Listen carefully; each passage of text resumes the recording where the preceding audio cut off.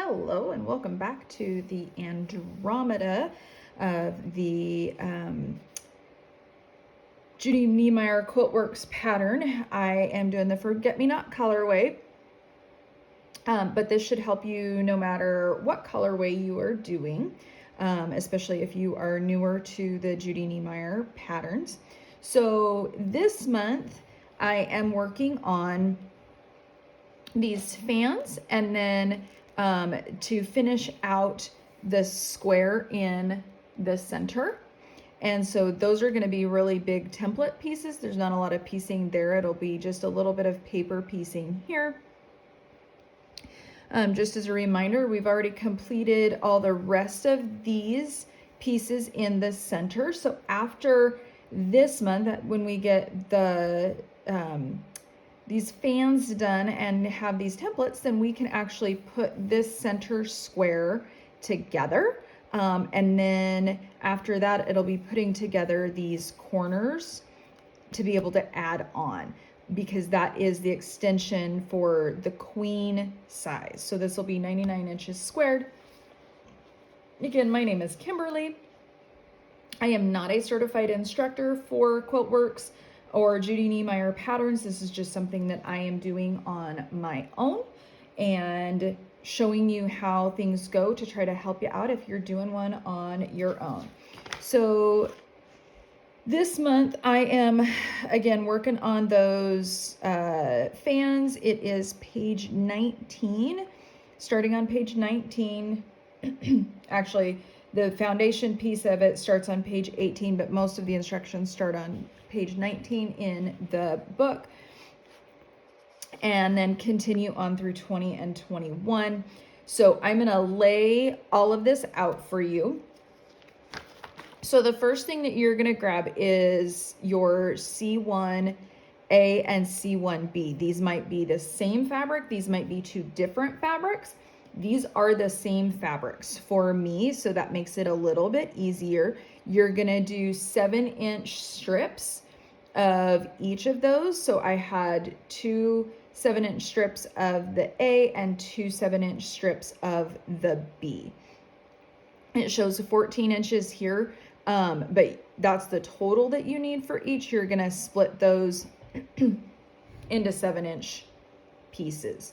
So we're gonna stack our fabrics right side up per usual. And if you have different fabrics, you're gonna do the A's on top, the B's on the bottom, but you always open them up right sides up. That's how she does all of her patterns. So for this one, we have these templates, and they are the C1 template sheet layout sheet number 1, and it shows 7-inch by 42 inch, and it tells you right here to stack right side up. There are 2 of these, and so we actually need 4 total of these across the width of the fabric. So what I did to make this a little bit faster and easier is I actually cut the fabric in half and stacked them up. And I actually didn't do it quite in half because I wanted bigger pieces left over just in case. It's nice if you can do those bigger pieces so that if you make a mistake, you can cut out a single piece if you need to. So I always try to keep that excess just in case. So I have actually 8 layers of fabric set up here. And again, since mine are all the same, it doesn't matter, but they're all right side up. And then I put both sets of these on the top. And so, yep, they're all exactly the same. So I've got 2, but because my fabric is double stacked, then I will be fine that way. And then to cut these guys out, grab a smaller ruler. It's the same as what we have done in the past, and you want to cut on your cut lines. And so because I have these double, my cut line 1 is here, but I'm actually gonna cut these apart first. This line doesn't have to be as big of isn't as critical, but I'm gonna go ahead and cut that, set these aside. So because these are offset, our cut lines are slightly different. So it goes cut line 1, cut line 2, then 3 and 4. So just make sure that you follow those cut lines in order to make sure that we're not cutting anything off that we shouldn't be. So if it doesn't work for you, if 8 layers is too much for you to go through, then you can do this in pieces and just tape these back together to be able to get the next ones. But I find that this is easier. Biggest thing is you want to make sure that you have a nice sharp blade on your rotary cutter. You can use a 60-inch instead of the 45, and it will give you a little bit more cutting space. She used to stack up like 16 or 24 layers, and that was really tough, and so the 60-inch was ideal for those. But 45-inch works great for 8 inches or the 8 layers of fabric. Just make sure that you have a really sharp blade on your rotary cutter. I actually use the Infinity one by Olfa. It lasts a lot longer, and you know, some people worry about cutting the paper with you know, your fabric blade or whatever. You can't cut them separately, so it just is what it is. It'll dull your blade a little bit faster, but it really won't be that big of a deal. Remember, I use the repositional glue stick to put my templates on my fabric, and that's gonna help keep those down. So I have these, I'm just gonna stack these up. I'll sort everything once I have it cut. I'm just gonna stack it up as it is right now and set it aside. And then I can come back and I can cut the next one, okay? But repositional glue on those, cut that out. Next one. So I actually had to search for my pieces on this one. In the book, it shows them as C1, template layout sheet number 2. On the paper, they're actually noted as unit F1. I think it's just a typo. In here, it says C1 and by number, but on this piece here, it shows unit F1. And there's no F in this one, it stops at D if you look through the pattern. And so I had actually like set these, I had put these in the last bag because I wasn't sure where they needed to go, because all I was looking at was this. It's just a typo. These are actually unit C1s. But this is what they look like. And again, when I was looking for them, I was looking for the shape of what they were, but just know that that is a slight mistake, typo on the papers. These are the unit C1s. So again, for these, this is for your C2, A, and B fabrics. Again, this is the same fabric for me, so this is going to make up the fan. That green is the background. My creamy color is the blades of that. So these are smaller. Again, we actually need 8 of these all the way across, and they gave us 2. And so what I did was I split up my fabric width into fourths after laid it open, right sides up, stacked them all together, cut it into fourths, making sure that I had enough width there, and then stacked it up so that I have 8 layers of fabric, because there's only 2. You have 2 7.5-inch strips, one for each A and B. So if you have 2 different colors, you're going to have one 7.5-inch A one 7.5 inch B for the C2. Mine are the same, so I had 2 strips of the same fabric. Again, we need 8 total of one of these.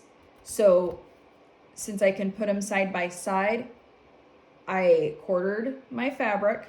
So now I have 8 layers of fabric right sides up. And then when I go to cut this, for these straight sides are my sew sides, so I want to make sure that I'm cutting those nice and straight and cutting on those lines. Sometimes if, like on these other ones, where my sew side is this angled side, if I have extra out here, I don't bother with trimming that off because it's going to get trimmed off later anyway. But with these, my sew side is those vertical pieces, and so I want to make sure that that is what I get trimmed up appropriately. And you can see on these, I have a lot of extra paper hanging off. I usually don't leave quite that much. It makes it a little bit more difficult to get your paper lined up on the fabric. But since these were just straight pieces, I didn't worry about it. There were a couple of them I'm like, oh, I should probably clear this off, but I was lazy and I did not. It does make it easier to line them up if you only have that 1/8 to 1/4 of an inch excess on your paper. So this one I overlapped a little bit to make sure that I had enough, but it was with that excess paper that was showing there. So I still have plenty of space to get it, but now I want to make sure that I'm trimming this up how it needs to be for the next one. And then just finish cutting that out. And again, making sure that you're not just eyeballing this. Do use a ruler, get these cuts nice and straight. Again, if you use a nice sharp blade, that's gonna help you out to not have to like saw through it and then have really rough fabric. Now on this one, because I only have a little bit left, I'm actually gonna cut that first so that I'm not trying to cut off this tiny little bit on this tiny little piece of fabric. And then I'll come through and finish cutting these apart. And again, I'm not sorting them at this point. I'm just stacking, whacking and stacking. Okay, so we have 2 left. So the next thing that you're gonna have is the C3s. And again, mine is more simple. So I have the same fabric for both of these. If you have different fabrics, you're gonna have one of each. And it is a 9-inch strip. Again, open it up, right side up, and then you're gonna take your repositional glue and you're gonna put this entire piece on top of one. So there's 2 pieces, they gave you 2. That's 1 goes on each. So for these are gonna work a little bit differently. I'm not cutting anything at this point. What you're gonna do with these is once you have them glued on, you're gonna, and this is the reason why there's only 1 layer here, is you're actually gonna put it on under your machine just like this, and you're gonna stitch these TRP lines. When we look at these TRP lines, they connect essentially. So I can just do 1 TRP line through that whole thing.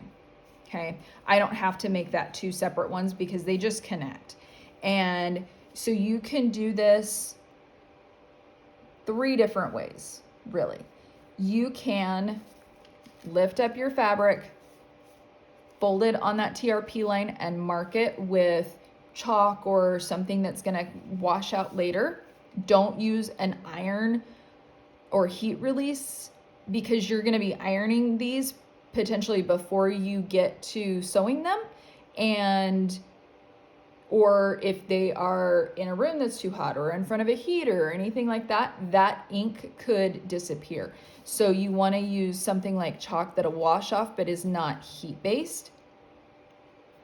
You can just take your sewing machine and sew through it without any thread in your needle, and it's going to make holes in that fabric, and so you can do it that way. Or you can take thread with a wider stitch, just a basting stitch, and sew through that. For these, that's probably what I will do, because it's a dark enough fabric that just doing the needle, I'm not gonna see it very well, and I don't want those to disappear on me.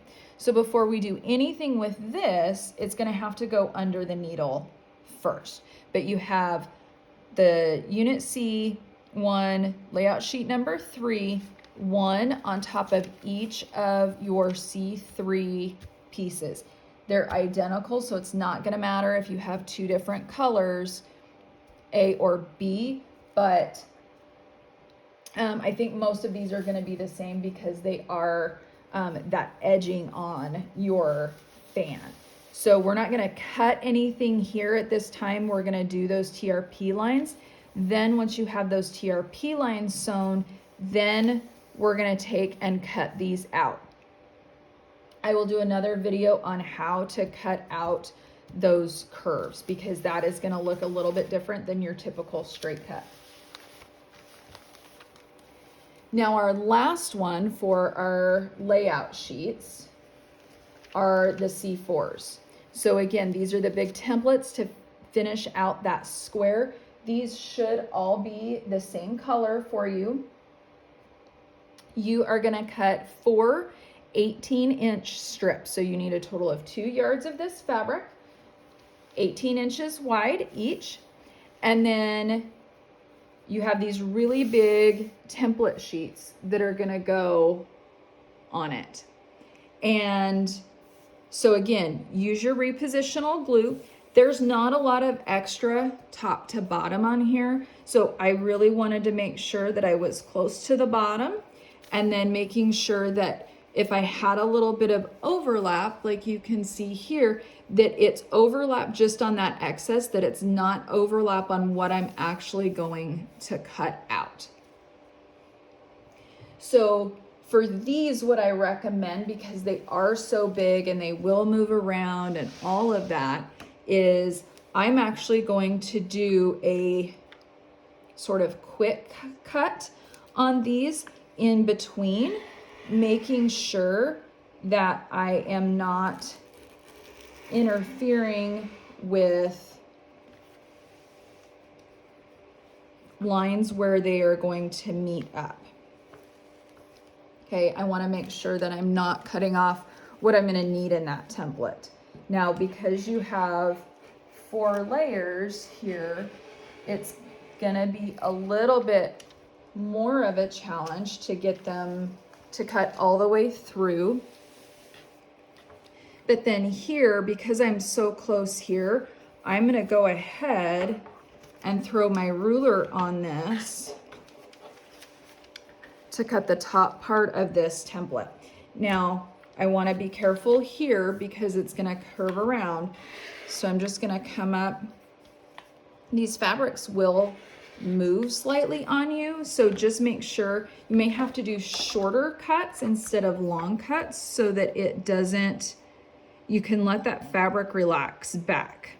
Okay, so when I do this, I'm going to do kind of shortcuts, come back, let that relax back, because you're kind of pushing it and those fabrics might push and then wrinkle and distort, and you want to make sure that you're getting a nice straight cut. And I have a little bit of a wrinkle there, so I'm just laying that out so that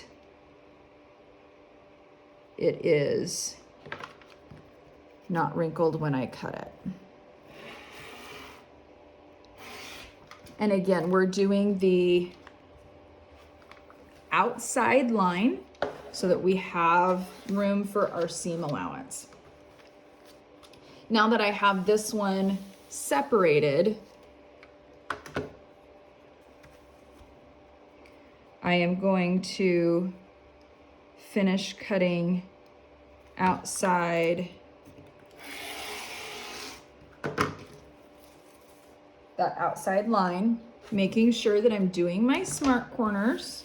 Okay, you don't want to forget about those smart corners. That's going to help you line things up down the road. And then I'll show you quickly how to do this curve, because they are a little bit different. I'm going to leave that to the end because that's actually going to make it a little bit easier.